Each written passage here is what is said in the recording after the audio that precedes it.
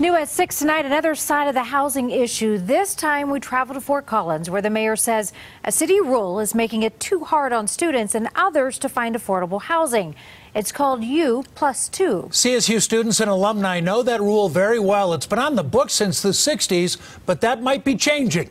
The ordinance limits the number of people allowed to live in a home in Fort Collins to just you plus no more than 2 unrelated roommates. Well, based on that, only 3 unrelated people can legally live in most 4 or 5-bedroom homes. And inspectors have fined homeowners for breaking the rule.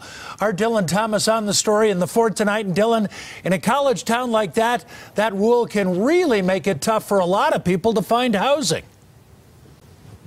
Hey, Jim, this is the house that I lived in my senior year here at CSU. We had multiple bedrooms upstairs and almost the entire basement to ourselves, yet I was only allowed to have 2 roommates. Talk about wasted space. Plus, that's only 2 other people I had to share a large rent with. It's those reasons and others why the mayor and students here at CSU want to make a change to U+2. They want to make it something closer to me+3.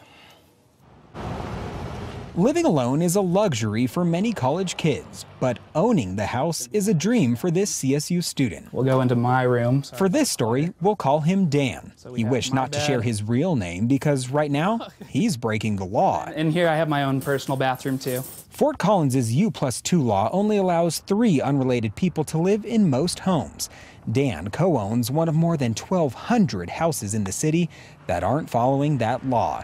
Some say CSU's growing enrollment is partially to blame. Fort Collins has definitely become overpopulated. Dan charges his 3 roommates around $600 a month for rent. It is very cheap. It's actually one of the best deals you could probably get in Fort Collins. A recent study funded in part by the city showed affordability is negatively impacted by the rule, which is why Mayor Truxell and CSU student government support a change to the nearly 60-year-old ordinance.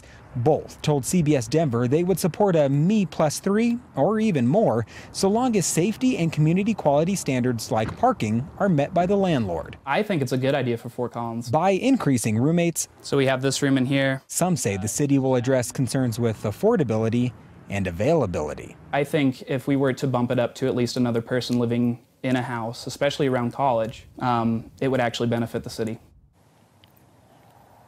But not everybody is on board. Today, I talked with several landlords that have gone above and beyond to buy houses in specifically zoned areas so that they can qualify for an over-occupancy permit, which would allow them to have more than those 3 people in their homes. Today, several of them told me that their special financial investments that they have made would be simply thrown away if the city were to allow everyone else to have the same access they do to those tenants. Live in Fort Collins, Dylan Thomas covering Colorado First. All right, Dylan, thank you.